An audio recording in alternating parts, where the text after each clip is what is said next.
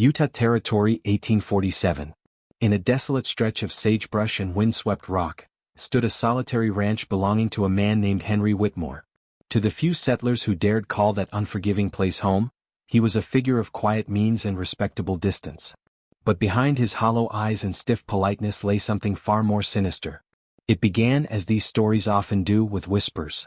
Whispers of young brides who arrived bright-eyed and hopeful, only to vanish behind the doors of Whitmore's cold wooden house, never to be seen again. As months turned into years, the rumors grew darker, until finally, even the rugged men of the frontier shivered at the mention of his name. What drove a man like Henry Whitmore to marry 4 women in such quick succession, each meeting a fate too dreadful to voice? And what was discovered years later, buried beneath the floorboards of his modest parlor, still haunts the dry winds of Utah today? Stay with me, because by the end of this tale, you'll understand why some roads in the Utah Territory are still avoided by those who value their peace of mind. And if you're drawn to stories that slip under your skin and leave you glancing over your shoulder at night, subscribe. There are many more waiting. Chapter 1, The Outskirts of Zion. Utah Territory, autumn of 1847. The sky was an endless bruise of purple and ochre, as if God himself had pressed his thumb too hard upon the horizon. Dust moved like restless spirits across the open flats, catching in the creases of men's faces and settling thick upon wagon wheels. It was a place that devoured the careless and rewarded only the tenacious, or the cruel. A mile from the ragged settlement that would one day be called Zion stood the modest ranch of Mr. Henry Whitmore. The building itself was little more than stout timbers stacked with ambition, topped by a sloped shingle roof that forever threatened to collapse under the weight of the ceaseless wind. A few cattle meandered near a splintered fence, their ribs plainly visible, while 2 lean horses stood tethered under a crooked awning, their tails swatting away invisible demons. Henry Whitmore was a man of lean build and precise movements, always clad in dark wool regardless of the season. Those who met him remarked upon his hands first, long narrow fingers that seemed more suited for playing piano keys than gripping reins or driving fence posts. His face was neither handsome nor plain, but there was something in his deep-set eyes that made most men avoid holding his gaze too long. It wasn't shyness nor arrogance. Rather, it was an unsettling emptiness, like peering down into a dry well and waiting for the echo that never came. When Whitmore first arrived in the territory, he had a letter of recommendation from a church elder back east and a modest sum of gold coin tucked in his vest.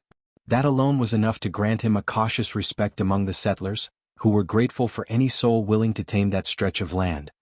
He bought the ranch outright from a family who'd had enough of dust storms and unmarked graves, and wasted no time in refurbishing the home.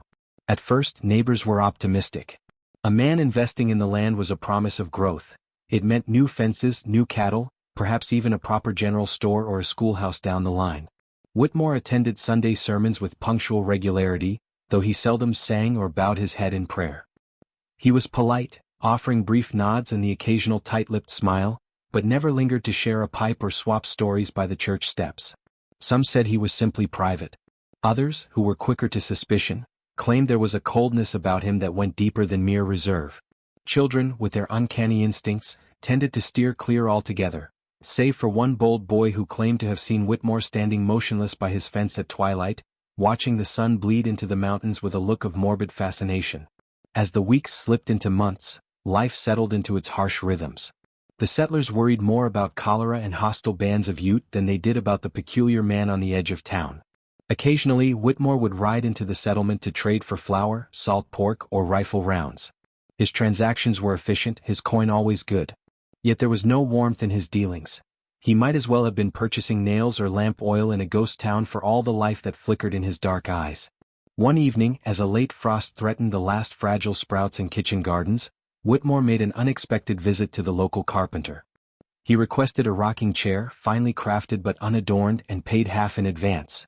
The carpenter, a rotund man named Elias Boone, made mild conversation, something about the upcoming harvest dance, but Whitmore only nodded, his thin lips pressed in a pale line. "Expecting company, Mr. Whitmore?" Boone asked with a hopeful grin. Visitors meant news, stories, maybe even new settlers. Whitmore paused. His fingers drummed once on the counter. Then, with a voice dry as shale, he said, "My household will soon require it." And with that cryptic remark, he turned on his heel and departed, leaving Boone blinking in the sudden hush. Over the next fortnight, speculation rippled through the settlement. Some suggested Whitmore might be sending for kin, perhaps a sister or cousin from back east. Others whispered of a mail-order bride, an arrangement not uncommon on the frontier where men far outnumbered women. The notion of a young woman traveling so far to live on that forlorn ranch struck many as tragic, even before any certainty arose. The local preacher's wife, Mrs. Harriet Lomax, confided to her husband that she intended to bake bread and jam for the newcomer when she arrived. "It'll be frightful lonesome for her," she murmured, wringing her hands on her apron. "Poor thing won't know the first thing about rattlers or prairie fires." 2 weeks later the rocking chair was delivered. Whitmore accepted it with a curt nod, offered no invitation to the delivery boys, and set it just inside his parlor window. From that day on, neighbors who happened to pass along the old wagon road sometimes glimpsed him standing beside it, staring out with that same hollow look. Days stretched into uneasy weeks. And then, late one afternoon as the sun dipped behind the jagged cliffs, a stagecoach appeared on the distant rise. Its single passenger, a slight woman with fair hair tucked under a modest bonnet, peered out the window with anxious eyes. She clutched a worn carpet bag to her chest as if it were a talisman against the unknown. Mr. Whitmore was there to meet her, his black coat stark against the dusty backdrop. He helped her down with surprising gentleness, though his expression never changed. No neighbor was close enough to hear what words passed between them, but the sight of her delicate hand on his arm was enough to set tongues wagging for weeks. They walked slowly toward the ranch house, leaving only 2 sets of footprints in the pale earth, one heavy, deliberate, the other hesitant and small. At first, the young woman seemed to breathe some fragile new life into the grim silhouette of Whitmore's ranch. Her name was Annabel, spoken softly by the postmaster's daughter who had glimpsed her shy smile. She was delicate, with pale hair that caught the sun like corn silk and eyes that darted nervously whenever strangers addressed her. The first Sunday after her arrival, Annabel appeared at the small clapboard church at the edge of the settlement. She wore a modest blue dress that still bore the heavy creases of travel, and a bonnet tied tight beneath her chin. Settling into the pews among the other wives, she clasped a worn hymnal to her chest and moved her lips soundlessly during the opening psalm. More than one settler noted how she flinched when the preacher's hand accidentally brushed her shoulder, as if accustomed to blows even from the gentlest gestures. When the service ended, several of the village women approached with cautious goodwill. They offered smiles and small welcomes, an invitation to join the quilting circle next Wednesday, a promise of preserves when the strawberries ripened. Annabel returned their kindness with hesitant gratitude, her thin fingers twisting at the edge of her shawl. All the while, Henry Whitmore stood a few paces away, his expression impassive, watching the exchange with dark, inscrutable eyes. Children, curious and unburdened by the social niceties of their elders, crept closer. A freckled boy tugged at Annabel's skirt and asked whether she liked living out by the old well, if she'd seen the coyotes that sometimes skulked near the chicken coops. Before she could answer, Whitmore's voice cut through the morning air, low, firm and somehow colder than the wind. The boy jumped back as if slapped and Annabel's shoulders drew tight. Without another word, Whitmore took his young wife's arm and guided her firmly away, leaving behind a hush that clung to the churchyard long after their departure. Days passed. Then weeks. A rhythm settled over the ranch that no outsider could truly see. On rare occasions when Whitmore brought Annabel into town, perhaps to collect a shipment of lamp oil or bolts of cloth, she seemed dimmer, her once tentative smile now replaced by a haunted blankness. Neighbors tried to ask after her health, but Whitmore's short replies cut off any hope of real conversation. One evening at the Mercantile, Elias Boone the carpenter found himself beside Whitmore at the counter. Attempting awkward small talk, he mentioned that his own wife had been laid up with a fever, and that the local doctor, an old army surgeon, was worth calling on. Boone glanced over, hoping to elicit some shared sympathy. But Whitmore only stared at a jar of boiled sweets on the shelf, his face unreadable. "My wife is quite well," he said at last, though his voice held no conviction. And with that he gathered his parcels and stepped out into the dusk. Rumors thickened like storm clouds. Some swore they heard screams drifting down from Whitmore's property on windless nights. Others claimed to have seen Annabel out by the barn long after dark, her white nightdress ghostly under the moon, moving as if in a trance. A ranch hand from 3 miles over told of riding past and glimpsing fresh earth turned by the fence line, though no livestock had been buried there. Still, in frontier towns people learned quickly to mind their own business. Hard living bred hard priorities. As long as no crimes were proven, as long as Whitmore paid for his supplies and did not disrupt the fragile peace, no one intended to test the boundaries of his hospitality. Winter arrived early that year. Snow fell in heavy, smothering drifts, burying fences and sealing doors with crusts of ice. The church was near empty most Sundays, the faithful choosing instead to huddle by their stoves and pray from memory. Whitmore and Annabel were not seen in town at all, not even when the general store ran low on flour and families queued in the biting cold for what little remained. Come spring, when the first melt carved muddy veins through the roads, curiosity grew stronger than caution. Mrs. Harriet Lomax, whose curiosity was matched only by her love of tragic gossip, decided to pay a visit. Bundling up a jar of wild plum preserves as an excuse, she hitched her horse and made for Whitmore's ranch, determined to lay eyes on the new bride for herself. She returned 2 hours later, pale and trembling. When pressed by her husband, she confessed that Annabel had not come to the door. Instead, Whitmore had answered, his shirt sleeves damp with something he claimed was water from fixing the roof. His smile was thin, almost mocking, and he accepted the preserves with exaggerated politeness. But it was not his demeanor that most disturbed Mrs. Lomax. It was the smell, she whispered to her husband that night, twisting her hands together until the knuckles went white. It was as if something had gone terribly sour, not just old cabbage or milk, something fouler like a sickness deep in the walls. By early summer the town stopped asking after Annabel. Her name was spoken less and less, replaced by an uneasy silence whenever Whitmore's dark figure was spotted in the distance. Some claimed to still see a woman moving past the narrow windows at dusk, thin, stooped, trailing her hand along the glass, but whether it was Annabel, a shadow, or guilt playing tricks, none could say. The Utah wind howled on, scouring the land clean of footprints, yet never quite managing to erase the weight of those unseen tragedies. Chapter 2: The Vanishing and the Second Bride. By midsummer of 1848, the settlers had resigned themselves to the mystery of Annabel Whitmore. Her pale face no longer peered from behind lace curtains, and the faint figure who once hovered near the barn vanished entirely from sight. When asked outright, by the rare soul bold enough to inquire, Henry Whitmore would simply tilt his head with a cold sort of pity, and murmur that his wife was indisposed by frailty, unable to accept visitors. No grave markers appeared on his land, no funeral services were held. Annabel's fate was left to ferment in the fertile soil of rumor, and in that dark soil, ugly theories took root. Some speculated that she had run away in the dead of night, struck by sudden desperation to flee the lonely ranch and its grim master. Others whispered she'd met a darker end, laid to rest in an unmarked pit beyond the cattle fence, her delicate hands folded forever under the weight of Utah's indifferent earth. By autumn, the talk began to fade, replaced by the immediate urgencies of frontier life. A diphtheria scare swept through 2 homesteads to the north.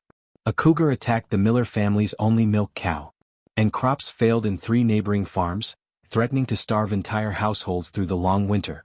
Such hardships forced even the most curious tongues into silence.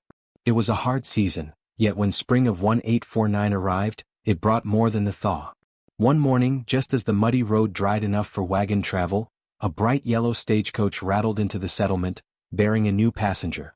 She was younger than Annabel had been, perhaps 17, her cheeks flushed from travel, eyes wide with anxious hope. Her name, as gathered from scraps of overheard conversation at the general store, was Lillian. She hailed from Missouri and clutched a letter close to her breast wherever she went. The letter, of course, was from Henry Whitmore. He met her at the post road just as he had with Annabel. A rigid courtesy defined every motion, taking her small trunk, assisting her down the coach step. Lillian's nervous laugh carried across the dirt street, though it found no echo in Whitmore's cold composure.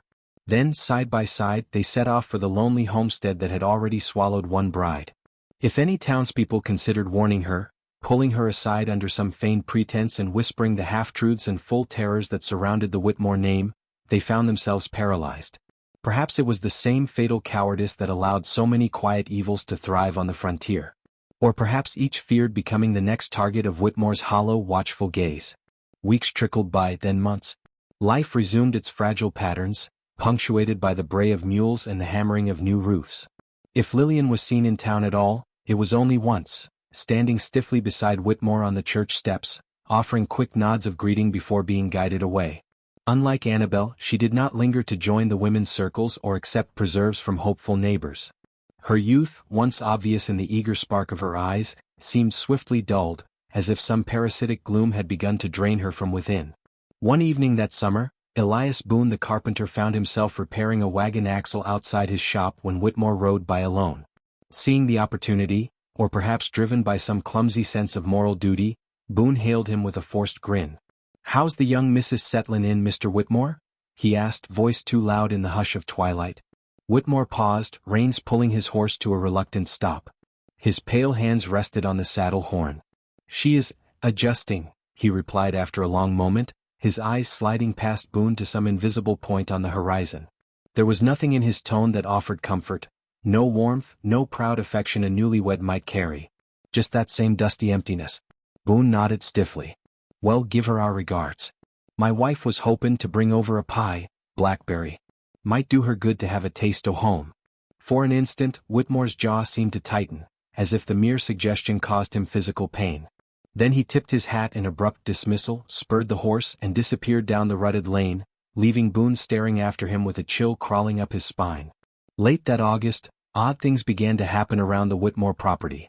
A pair of trappers passing through reported hearing weeping at the edge of the pines behind the house, soft, girlish sobs that dissolved when they drew near. A tinker from the southern settlements claimed he saw a woman in a white dress standing in the road at midnight, waving frantically for help. But by the time he managed to halt his mule and peer through the gloom, the road was empty, save for a single scrap of lace that fluttered into a sage bush. No one went to investigate. In truth, no one dared. Then, as swiftly as she had appeared, Lillian vanished from town gossip. No one spotted her slight figure gathering eggs from the henhouse, or hanging linens to dry on Whitmore's weathered line. On the rare occasion that Whitmore rode into Zion for supplies, he came alone, offering curt nods and brisk transactions that brooked no polite inquiries. Mrs. Lomax, whose curiosity remained as stubborn as a burr, dared to mention Lillian's name when Whitmore came to purchase lamp oil. "And how is dear Lillian?" she pressed, voice dripping with forced sweetness. "We'd all love to see her at Sunday service again." Whitmore fixed her with such a flat, unblinking stare that Mrs. Lomax felt the air leave her lungs. "My wife is at rest," he said simply, turning on his heel. The phrase was so strangely chosen that it echoed through the store long after the door shut behind him. That winter proved especially cruel.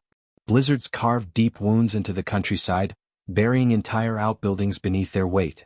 Coyotes grew bold, slinking through yards to raid chicken coops.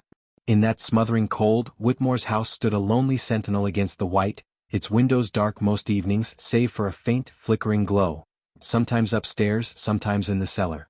No one wanted to guess which was worse. When spring finally cracked the icy grip of February, melting snow revealed strange scars in the soil around the Whitmore ranch. Long, shallow trenches as though something, or someone, had been dragged across the yard and hastily buried. The men who passed by on horseback spurred their mounts a little faster, pressing forward with eyes fixed on the road. No lawman ever came. Out here, the law was a matter of convenience and courage, both of which ran short in those days. By May of 1850, a new rumor took hold. The stagecoach was seen again on the road from the east, dust churning beneath its iron-rimmed wheels. Inside sat another woman, a dark-haired beauty in a neat traveling gown, clutching her hat to keep it from blowing away. Her name would be revealed soon enough, Margaret. And in her hopeful eyes shone the same innocent belief that had brought Annabel and Lillian before her. Faith that a new life on the frontier might be simpler, safer, perhaps even happy. As the coach lurched to a stop, Henry Whitmore stood waiting. He removed his hat with rigid precision, offered Margaret his hand and helped her step down. She looked around, wide-eyed at the barren grandeur of Utah's wilderness, then smiled nervously up at her betrothed. He did not smile back.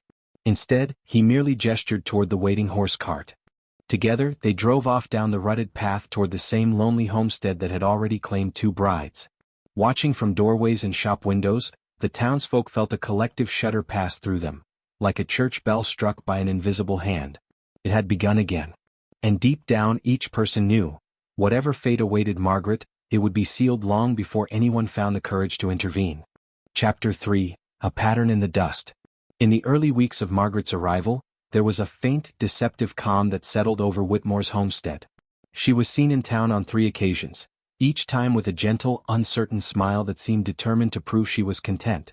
Once, at the general store, she lingered by the bolts of calico, her fingers trailing over patterns of tiny roses and cornflowers. Mrs. Lomax, always eager for a new thread of gossip, approached with calculated warmth. "You've brightened up our little community, dear," she purred, patting Margaret's hand. "If you'd care to join our quilting circle next Thursday, we'd all be delighted. It does get terribly lonesome out by the ranches, I'm sure. Margaret's eyes darted toward the door, where Henry Whitmore waited like a dark, silent sentinel.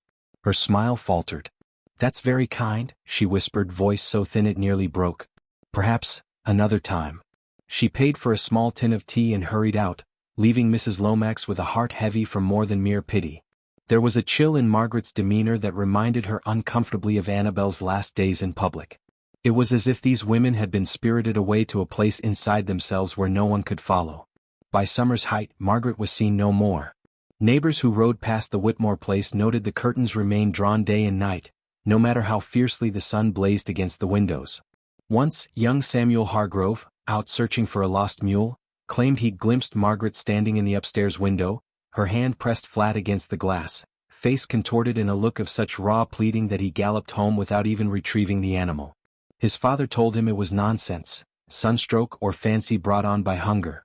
But at night, when the wind died and left the world breathlessly still, Samuel swore he could hear faint cries drifting across the sage, like someone calling for help from very far away.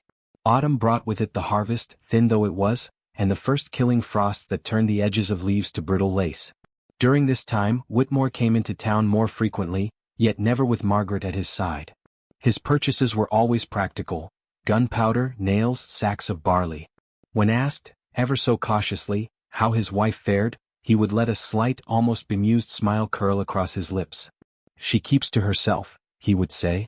Or sometimes simply, "She is resting." No one dared press further. Perhaps it was the way his eyes seemed to bore right through whoever questioned him.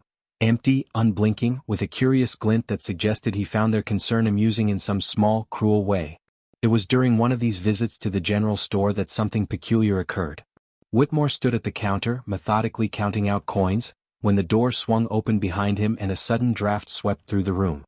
It carried with it a sharp, rotten scent, like soured meat left too long in the sun. The storekeeper, Mr. Dalton, wrinkled his nose and glanced around, expecting to see a trapper hauling in pelts. But there was no one there. Whitmore did not seem to notice.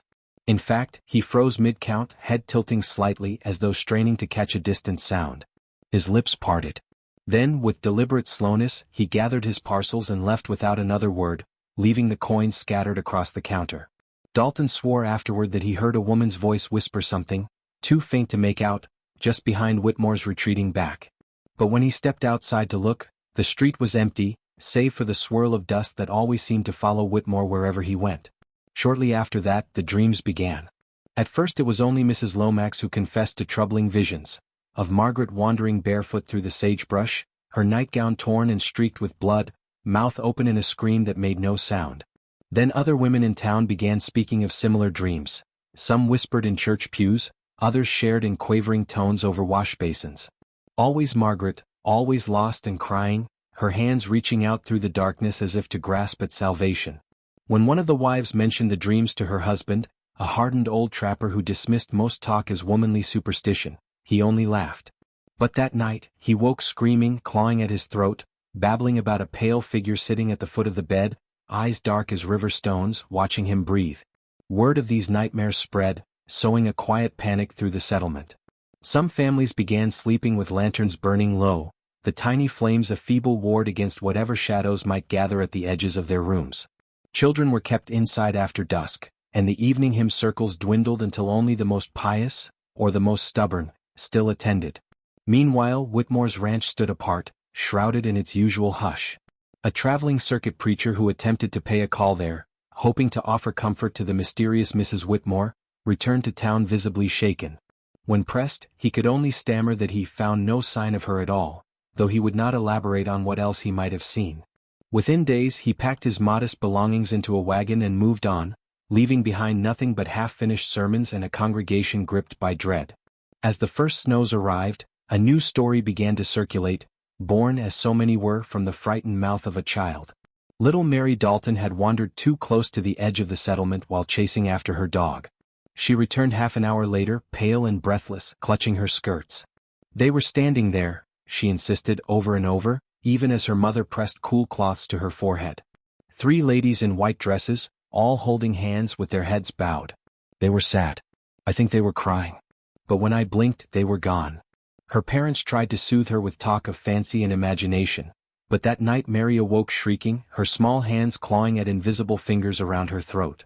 By morning, the Daltons had packed their wagon and left Zion entirely, unwilling to spend another night within reach of Whitmore's haunted patch of land. The rest of the settlement tightened around itself like a wounded animal. Doors were barred earlier each evening, candles burned low behind thick curtains, and the roads that led past Whitmore's property grew choked with weeds from disuse. If Whitmore noticed, or cared, he gave no sign. He continued to appear in town now and then, gaunt and hollow-eyed, as though something inside him was slowly starving despite the solidity of his frame. Once Elias Boone tried to speak to him. Tried to put to voice the gnawing fear that lived in every house, to offer some desperate plea for honesty or confession. But when Whitmore turned those fathomless eyes upon him, Boone found the words fled his mouth like frightened birds. He stood there instead, hands twisting uselessly, heart pounding in a rhythm that felt foreign and sickly. Whitmore only smiled, that thin, dreadful smile that seemed stitched together with threads of scorn. Thus the pattern deepened, etched into the dust of Utah territory as surely as wagon ruts. A new bride, bright with fragile hope, arrived at the edge of the wilderness. Then came her slow withering, her retreat behind shuttered windows, her voice swallowed by the hollow wind. Finally there were whispers, of shapes at the fence line, of sobs beneath the floorboards, of dreams that lingered like bruises long after waking. And always, standing at the center of it all, was Henry Whitmore, calm as a corpse, guiding each new chapter of quiet horror with the patient hand of a man tending a dark garden. Chapter 4. The Fourth Bride and the Breaking Point. By the turn of 1851, the settlement of Zion was a changed place. It was not that new homesteads stopped springing up along the shallow river bend, or that wagons ceased to roll through on their way westward. But the air had thickened somehow, laden with secrets too heavy to name. Children no longer played beyond the churchyard. Women hurried home before the sun slipped behind the scarred hills, clutching small crosses or pressed flowers to their breasts. Even the men who once gathered nightly at Boone's carpentry shop to trade laughter and whiskey, found excuses to stay indoors, their rifles always within reach. And yet, into this charged silence, a new stagecoach arrived one brittle morning, its wheels cracking through patches of lingering frost. The driver climbed down stiffly, cracked the whip at his tired horses and went to fetch luggage.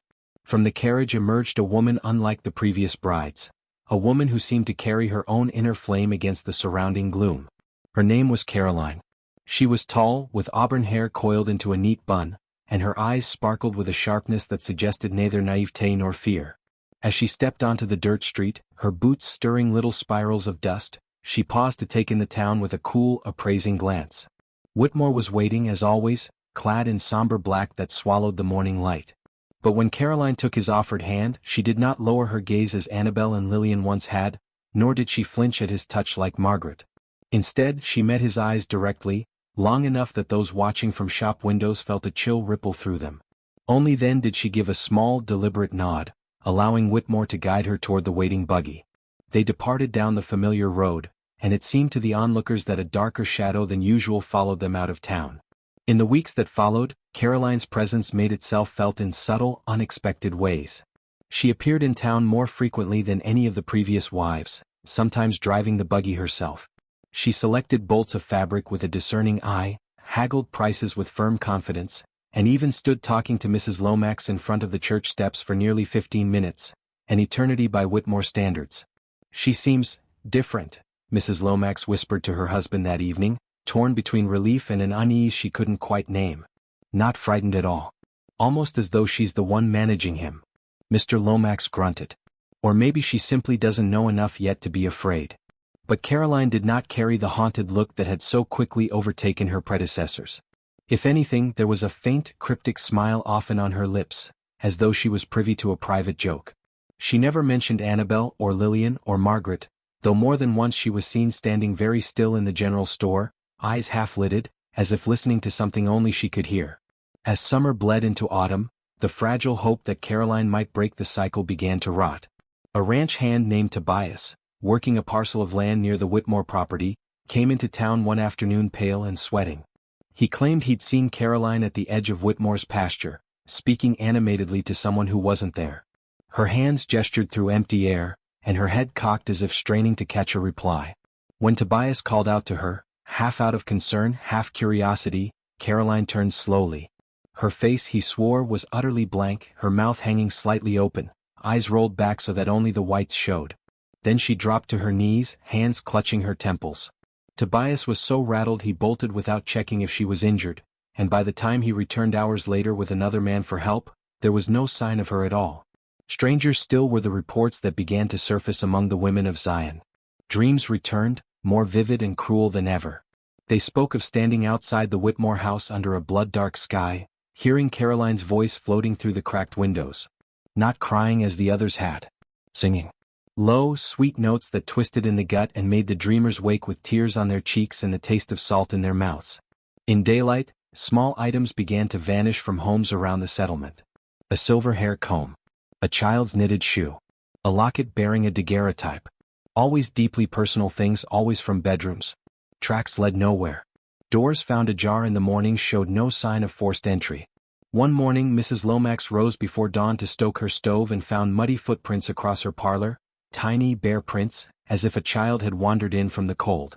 They led in a serpentine trail to the fireplace, where a small pile of wilted sage lay smoldering, sending up thin streams of acrid smoke. When she screamed for her husband, he came running with a shotgun, but by then the tracks had simply vanished as if wiped clean by an unseen hand. The culmination of these horrors came on the first full moon of October. That night, a powerful wind tore through Zion, ripping shingles from roofs and howling down chimneys so fiercely it seemed to speak in broken tongues. Families cowered in their homes, pressing hands over their children's ears. In the morning Boone ventured out to assess the damage. As he passed the churchyard he froze. There, at the edge of the grave plot where old markers leaned like drunken sentinels, stood Caroline Whitmore. Her hair was unbound, whipping around her shoulders, her nightdress stained with something dark. In each hand she held a bundle, small, misshapen, wrapped tight in cloth. She was humming. When Boone took a cautious step forward, she turned her head. The look she gave him was not one of fear, nor shame, nor even madness. It was almost pity. Then she knelt, placed the bundles carefully atop two sunken graves, and pressed her hands flat against the earth as if in benediction. Boone backed away slowly, his heart hammering. By the time he returned with others, Caroline was gone, and all that remained were two shallow impressions in the frost where the bundles had lain, already melting into the ground. After that night, Caroline was not seen in town again. Whitmore continued his occasional visits, gaunt and rigid, but never offered any explanation. When someone asked after his wife, he simply looked away as though distracted by a sound only he could hear. But the people of Zion had had enough. Small groups began to hold whispered meetings in back rooms and barns, debating what should be done. Some urged confronting Whitmore directly. Others spoke of bringing men from farther settlements, men less tied by old debts or old fears. A few argued that the entire town ought to pull up stakes and move elsewhere, ceding the land to whatever darkness had claimed it. Before any decision could be made, winter returned with sudden ferocity, locking them in ice and cutting off outside contact for weeks at a time. During those frozen nights, more than one settler reported hearing soft laughter drifting over the snow from the direction of Whitmore's ranch, a woman's laugh, rich and strangely joyful. And on certain dawns, strange patterns were found etched into the frost outside cabin doors, winding spirals, crosses with broken arms, or concentric circles filled with claw-like marks. None could say whether they were the work of pranksters, animals, or something far older and far less human. By the time the thaw arrived, the settlers were too cowed by fear and hunger to act. Whitmore's land lay quiet once more, save for the occasional wisp of smoke from his chimney. Caroline had joined the others. Whether in death, madness, or some darker transformation none could say. And yet the pattern remained. Always a bride. Always a slow descent into something unspeakable. Always the land itself seeming to drink in their vitality, leaving only husks, of people, of homes, of hope. In Zion, folks learned to avoid the road that skirted Whitmore's ranch. Mothers taught their children to cross themselves if they glimpsed the black roof against the sky. And at night, no matter how fierce the wind rattled their shutters, they did not look out their windows. For they feared what they might see standing there just beyond the glass. A woman in white. A hand outstretched. A smile that promised nothing but ruin. Chapter 5. Revelations in Blood and Dust. By the spring of 1852, Zion was a community held together by frayed nerves and brittle prayer. The repeated vanishings, the dreams, the strange markings, these had conspired to grind down even the most skeptical of settlers. The name Whitmore had become a curse muttered only under breath, a shadow cast over every table and hearth. No new families dared settle near the old road anymore. Wagon masters passing through were warned off by trembling hands and wide, urgent eyes. The town's small prosperity withered, trade thinning as if the land itself discouraged growth. Yet still Whitmore's ranch stood, silent and seemingly untouched by the same rot that crept through the rest of Zion. Inside the settlement, a quiet consensus began to form. Boone, once content to shake his head and keep his distance, found himself in the company of men like Dalton and Lomax, all whispering of what needed to be done. Their wives had begun waking with bruises shaped like handprints, cold spots blossomed in their children's rooms, and more than one man confessed to finding small piles of earth on his pillow, damp, smelling faintly of rot, as though something from beneath the ground had come to visit during the night. It was Lomax who first voiced what all were thinking. "We can't abide it no longer," he said one evening in Boone's workshop, the smell of sawdust thick as he twisted his hat in his hands. "God forgive me, but we let it fester too long. Those women, they weren't just unfortunate. They were taken. And we let it happen." His voice broke on the last words, eyes glistening. His wife Harriet hadn't spoken a full sentence in weeks, reduced to rocking silently in her parlor chair with a vacant stare. The other men nodded, their faces drawn, their hands curling into fists. They decided they would go at first light. A small group, armed not just with rifles but with holy words and crosses carved from fresh ashwood, gifts from the preacher before he'd fled Zion for good. They reasoned that if it was simply Whitmore's cruelty, they would end it. If it was something worse, something unholy, they would confront it together or perish trying. The dawn broke gray and reluctant. Clouds rolled overhead in silent caravans, and a weak wind rattled through dead grass. Boone, Dalton, Lomax, and 3 other men set out on horseback toward the Whitmore place, their breath fogging before them like nervous spirits. They found the front door slightly ajar. Inside, the air was stifling, saturated with a coppery tang that clung to the throat. Dust lay thick on every surface, yet curiously there were clear trails through it, drag marks, smears, footprints that did not match any known boot or shoe. They moved from room to room, rifles raised, calling out for Whitmore in voices that cracked under the strain of dread. Upstairs they found signs of habitation, a rumpled bed, a cracked basin still damp from water. But on the floor lay a line of small dolls made from bundled rags and twine, each one marked with crude charcoal faces contorted in pain. Some were missing limbs, others had small pins driven into their torsos. Dalton shuddered so violently he nearly dropped his lantern. It was in the parlor that they finally found Whitmore. He stood by the fireplace, staring into cold ashes, his hands folded neatly before him. His skin was sallow, stretched taut over sharp bones, and his eyes held a feverish glint. Around him, the air pulsed with a subtle pressure, like standing too close to a thunderclap that never came. "Well," he rasped, his voice brittle, "I wondered how long it would take." Boone stepped forward, gripping his rifle so tightly his knuckles whitened. "Where are they, Whitmore?" "The women. Your wives." Whitmore tilted his head, a grotesque parody of confusion. "My wives." He gave a short, mirthless laugh. "They're here. All around us. Can't you hear them?" As if on cue, the room darkened, lantern flames dimming to mere points. A low whisper rose from the walls, growing into a chorus of delicate voices. Some wept. Others giggled. A few repeated fragments of hymns or lullabies in sing-song tones that twisted into mockery. Dalton dropped to his knees, clutching his ears. "Make it stop, dear God, make it stop." Whitmore turned slowly to face them, and for the first time they saw the truth. Faint shapes clung to his back and shoulders, like women submerged in water. Their faces were pale blurs, their hair drifting out in dark tendrils. Hands clutched at him, not in affection but in a ceaseless torment, pulling, grasping, caressing. Each time they touched him, his skin shivered and sank as though it was being eaten from within. "They're bound to me," he whispered, voice cracking with something that was almost grief. "I brought them here because the land wanted them. It promised me prosperity. Herds that wouldn't sicken, crops that wouldn't fail. And in return," he spread his arms slightly, the tattered coat falling open to reveal deep gouges across his chest. "I became the vessel, the guardian, the door." A sudden scream tore through the room, not from Whitmore but from something within the walls. The wallpaper split in jagged seams, black ichor seeping through like blood from a wound. Shapes pressed against the lath and plaster, hands, faces, twisting mouths that opened wide and exhaled a rotten cold. Boone shouted for the men to retreat, but the door slammed shut of its own accord.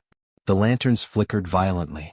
In that moment of half-light, Caroline appeared at the top of the stairs, her nightdress shredded and her skin gleaming wet as though freshly birthed.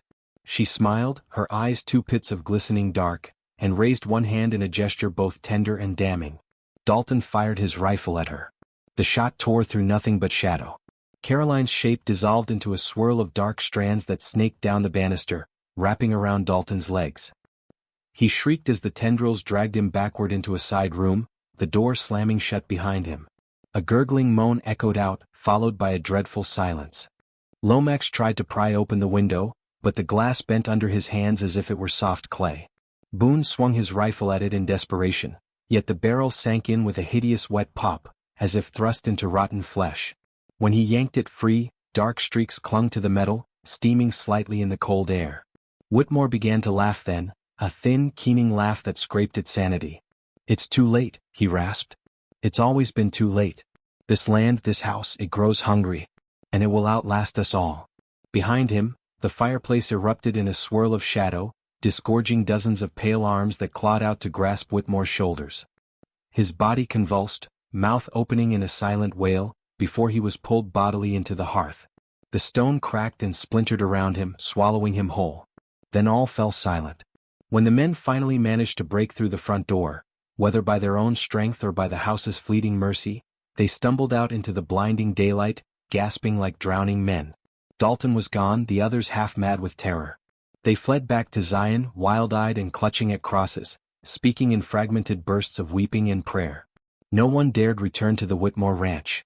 Within weeks, grass overtook the path leading to it, and the fences collapsed under their own weight. Some claimed the land itself sighed in relief, while others insisted that on certain nights, lights could still be seen bobbing through the ruined windows, accompanied by distant laughter and the soft, eerie strains of a lullaby. And so the cycle finally broke, not through courage or justice, but by the dark appetite consuming itself when no one else would come to feed it. Yet the scars remained etched into the people of Zion. Few new settlers ever came. The children who grew up there left as soon as they were able, carrying with them nightmares of white dresses drifting through sage and songs that promised they would never be alone, not truly. The Whitmore place stood for another decade, slowly collapsing into itself, until one harsh winter it burned to the ground in a fire no one could explain. When the snows melted that spring, all that remained was a black circle in the earth, sterile, nothing ever growing there again. Some evenings, when the wind is just right, old men still swear they can hear women singing out there. And those songs? They're never joyful. Only mournful, echoing far across the Utah flats, calling out for companions to join them in the dust. Chapter 6. The Unearthing. Years passed. The territory grew into statehood, railroads carved new veins across the wilderness, and Zion became little more than a ghost of its former self. The old families either died out or moved on, leaving behind sagging homesteads and overgrown orchards. Yet the memory of Henry Whitmore and his wives never truly faded. It lay coiled beneath the surface of local talk like a rattlesnake in the grass, avoided but never quite forgotten. By the late 1860s, when Utah was thick with prospectors and surveyors chasing dreams of silver, a new sort of visitor began arriving at the edge of Whitmore's abandoned land. They were drawn by whispers of strange occurrences, by thrill-seekers eager to test their courage, and by amateur historians hoping to sift out the truth from decades of rumor. Among them was Dr. Amos Fielding, a scholar from back east who'd taken an interest in frontier folklore, for a book he planned to publish. Accompanied by a local guide named Harper, Fielding rode out to the site of the old Whitmore ranch one chilly October afternoon, determined to uncover tangible proof of the legends he'd so far only heard in half-hushed barroom confessions. They found the remains of the house as little more than a skeletal frame. Charred beams jutted from the blackened earth at odd angles like broken ribs. The foundation stones were cracked and scorched, still bearing faint signs of the unnatural fire that had finally consumed the place. Yet what struck Fielding most was the stillness. Not the peaceful kind, but a dense, oppressive hush that seemed to press down on the very soil, stifling even the faint rustle of dry weeds. As they picked their way through the wreckage, Harper muttered a litany of small prayers under his breath. Fielding smirked at first, eager to dismiss it as superstition, but soon found himself whispering along simply to fill the terrible quiet. Then Harper froze, pointing toward what remained of the parlor. There, he rasped. Amid a heap of blackened rubble lay something that looked suspiciously deliberate, a low mound of carefully arranged stones. Kneeling, Fielding brushed aside ashes and debris until he uncovered a small opening, just wide enough for a hand to slip through. The air that escaped was unnaturally cold, carrying with it a faint, stomach-turning sweetness. They returned the next morning with tools, determined to excavate the hollow beneath the stones. By mid-afternoon they had uncovered a crude chamber dug into the packed earth beneath what had once been Whitmore's sitting room. Inside, stacked with grotesque precision, were human bones. Some still bore scraps of decayed fabric, shreds of lace, the embroidered edge of a petticoat, the corroded hook of a corset. Others were so small and fragile they could only have belonged to children. Fielding's hands shook as he sifted through the remains, pulling free a rusted locket that popped open to reveal a miniature portrait of a woman with hauntingly familiar auburn hair. Nearby they found a cracked porcelain doll, its painted eyes chipped away, mouth frozen in a permanent, eerie grin. Deeper in the makeshift crypt, Harper uncovered something that made him stagger back in horror. A ring of crude dolls, nearly identical to those Boone and Dalton had once seen in Whitmore's house, arranged in a circle around a bundle wrapped in rotting cloth. When Fielding finally summoned the nerve to unravel it, he found a small human skull, its empty socket stuffed with dried sage and what looked disturbingly like human hair braided into tight cords. But the most damning discovery came last. Buried under a flat stone at the far end of the chamber was a stack of leather-bound journals, miraculously spared from rot by the dry earth. The bindings were brittle, pages yellowed and flaking, but the ink was still legible, thin, cramped lines that revealed the disordered mind of Henry Whitmore. Fielding pored over them by lantern light that evening in their camp. What began as ordinary entries about cattle purchases and fence repairs soon gave way to something else. Whitmore wrote of dreams, vivid, intrusive visions of a woman in white who stood at the edge of his fields, beckoning him with soft, urgent hands. He wrote of hearing voices from the soil itself, promising that if he took them in, fed them love and blood, the land would yield riches beyond imagining. The early entries hinted at his attempts to resist. He described nights spent pacing the halls, refusing to go to bed for fear that the woman would be waiting in his room. But by the second journal, his tone shifted. The voices, he claimed, were not merely whispering anymore, they were instructing him. Demanding. He detailed how each wife was chosen: fragile Annabelle with her gentle heart, Lillian so desperate for a new start she ignored every instinct to flee, Margaret whose mind fractured under the weight of dreams, and finally Caroline who, according to the final pages, understood better than the others and willingly gave herself to the dark. The last entries became nearly illegible, written in smeared lines that looped off the edges of the paper. Whitmore described the merging, where he no longer knew where his body ended and theirs began. How they moved together through the rooms at night, their laughter echoing inside his skull, how the very walls seemed to breathe around them. Fielding's hands went clammy as he read the final scrawled line. Tonight we open the door completely. They will come through and we will be whole. Fielding and Harper returned to town the next day, ashen and silent. They showed the journals to the local sheriff, but by then Zion was a husk of itself, its population scattered. There was no court willing to prosecute a ghost, no family left to claim justice for the dead. The sheriff made a brief note in his ledger, then locked the journals in a cabinet and went back to drinking himself to sleep each night. Within months, Fielding's book on frontier folklore was published. In it, he devoted an entire chapter to the Whitmore brides, weaving together the grim journal excerpts with local stories. It sold modestly well back east, thrilling readers eager for tales of haunted wilderness. Few realized how little of it was embellishment, but for those who remained near Zion, the revelations did not bring closure. If anything, they deepened the horror.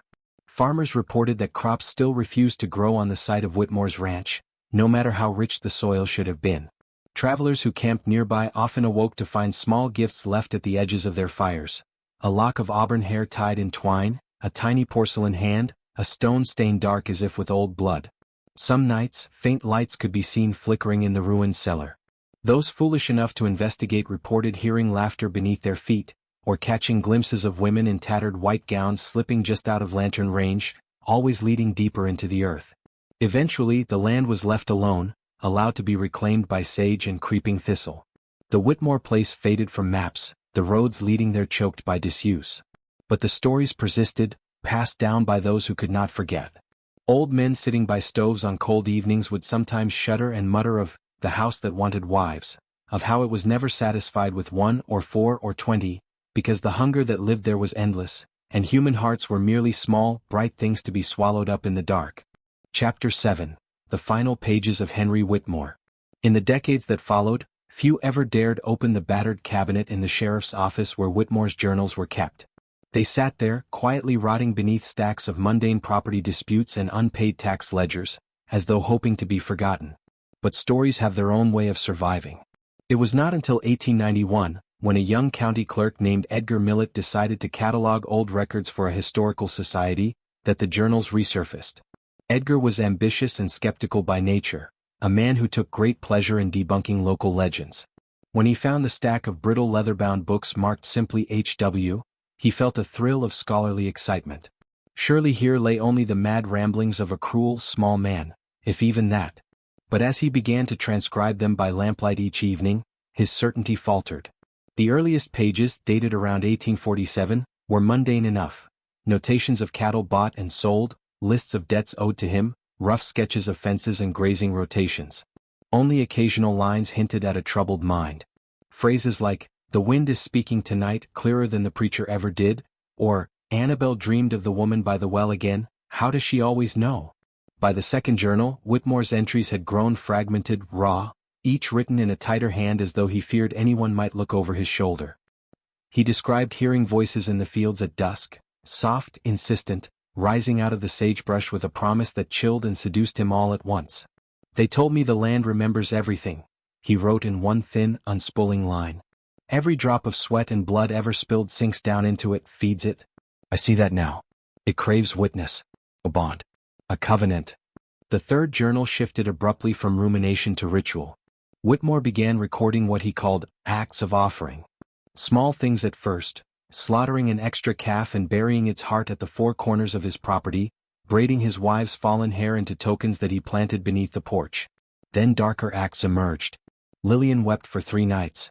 I held her close, soothed her. Promised we would be safe here forever if only she trusted me. When I led her to the cellar, she did not struggle as I feared.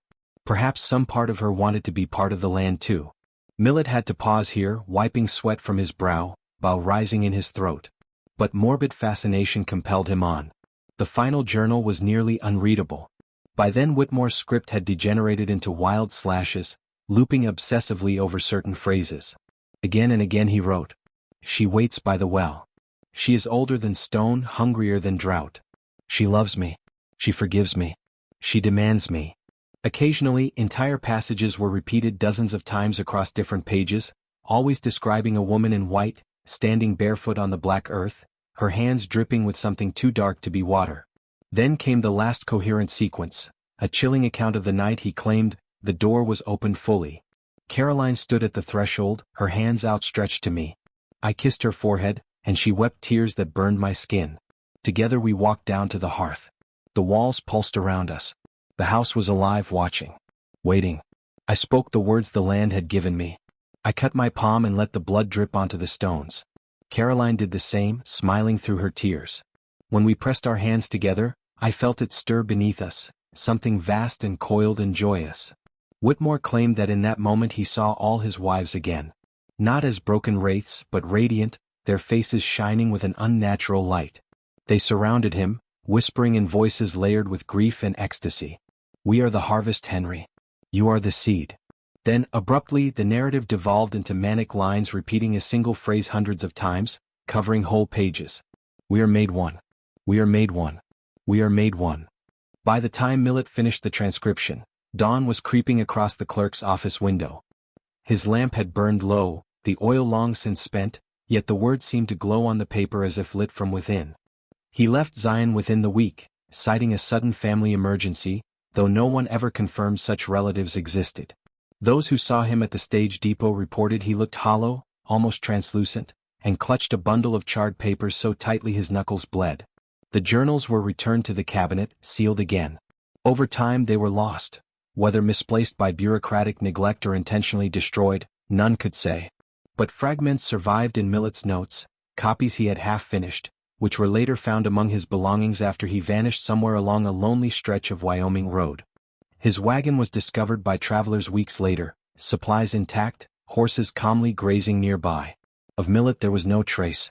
Back in Zion, the legend of Whitmore grew, nourished by these half-told accounts. Parents whispered to their children never to stray near the old Whitmore lands, even though by then little remained. just a swath of sterile dirt, choked with tangled weeds and stones that seemed to shift positions when no one watched. Some nights, especially after heavy rains, faint impressions appeared in the mud. Small bare feet, as though women had danced there, twirling hand in hand in some joyless, silent revelry. On rare occasions, passers-by claimed to see pale figures drifting through the mist, heads bowed, hands linked. Sometimes there were 4. Sometimes 5. Always they vanished if one tried to draw too near.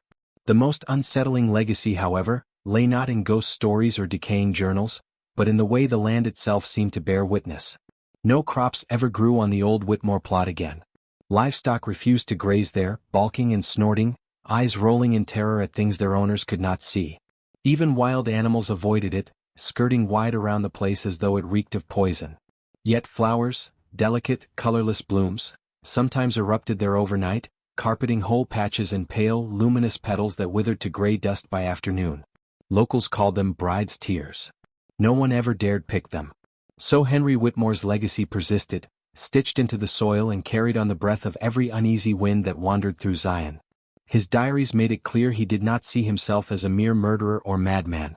In those final pages, he seemed almost a priest, serving some older, nameless divinity that demanded offerings not of gold or incense, but of trembling hearts and tender flesh. And perhaps, in the twisted echo of his reasoning, there was a terrible logic. The frontier was a cruel land, devouring the weak, rewarding only the savage and cunning. Maybe it had always demanded blood. Whitmore simply chose to give it what it craved, dressing it up in dark sacraments and calling it love. Epilogue: Echoes in the dust. Today few even know exactly where the Whitmore ranch once stood. Time and the patient hands of wind and rain have scrubbed away most traces of fence lines and crumbled foundations, leaving only gentle rises in the earth that hint at old cellar mouths or collapsed wells. Modern maps do not mark the place, and old maps have faded until roads become little more than ghost veins on yellowed parchment. Yet among the locals, those few families who still cling to the rocky soil of that stretch of Utah, the name Whitmore persists. Spoken rarely, usually after dark, and almost always accompanied by a protective gesture. A sign of the cross, a whispered verse, or a charm of sage and salt tied in a kerchief and pressed to a heart pounding a little too fast. Travelers sometimes stumble across the land by accident, drawn by nothing more sinister than curiosity or a broken compass. They come expecting a picturesque ruin, a good story to tell back home of spooky old Utah folklore. Most leave with nothing more than a sense of vague disappointment. To the untrained eye, it's simply empty field. A few scattered rocks. Grass that grows in odd swirling patterns, perhaps, but nothing to justify the fear woven into the locals' tight smiles. But then there are the rare cases, always dismissed later, half laughed off over too many beers or in trembling voices that fail to rise above a whisper. A photographer from Colorado who swore he captured faint silhouettes standing behind him in every shot he took of the horizon. A pair of hunters who fled in the middle of the night, claiming they woke to find small handprints in the frost on the inside of their tent flaps. A lost surveyor who staggered into town barefoot, feet raw and bleeding, clutching a shredded length of white cloth. He had no memory of how he'd come by it. And every so often, when the wind picks up just right at dusk, people swear they can hear faint laughter carried through the sagebrush. Not joyous, not exactly mournful either. More like a welcoming, beckoning sound, as though some gathering just out of sight is amused by your passing. Old women in Zion say that's why the children of the valley grow up with certain instincts. Never walk alone after sunset. Never pick white flowers you didn't plant yourself. Never, under any circumstances, follow voices calling your name if you can't see who's speaking. What lingers most, perhaps, is the question that refuses to die. The same question that surely haunted the men who once stood trembling in Whitmore's parlor, rifles clutched uselessly in sweating hands. Did Whitmore create the horror that claimed his brides? Or did he merely serve something that was already there long before he ever drove his first fence post into that hungry earth? Because the diaries, chilling as they are, suggest a presence that long predated Henry Whitmore's dark bargain. A force buried in the land itself, old as bones turned to dust, that simply waited for a willing conduit to feed it again. Some say such places dot the west like rot under a fruit's skin, stretches of earth that demand sacrifice, that grow only in shadow. And if that's true, then what happened outside Zion wasn't an isolated tragedy. It was a reminder. Even now, when storms roll in low and black across those barren Utah hills, the lightning sometimes reveals shapes standing on the ridges, slender, draped in white, heads bowed as though listening for some distant summons. The brave or the foolish, who go to look always return pale and silent, unable to explain why their dreams have turned sour, or why they wake in the night to the scent of sage and old blood. So the story endures. Not in books, not really. Not in any official history. But in the way mothers pull children inside when the wind begins to moan, or how ranchers drive their herds a mile out of their way to avoid a patch of ground that looks no different from any other. In the way no one dares build there again. And perhaps that's for the best. Because if Henry Whitmore was right, if the door was opened once and the land took what it was owed, who's to say it has ever truly closed?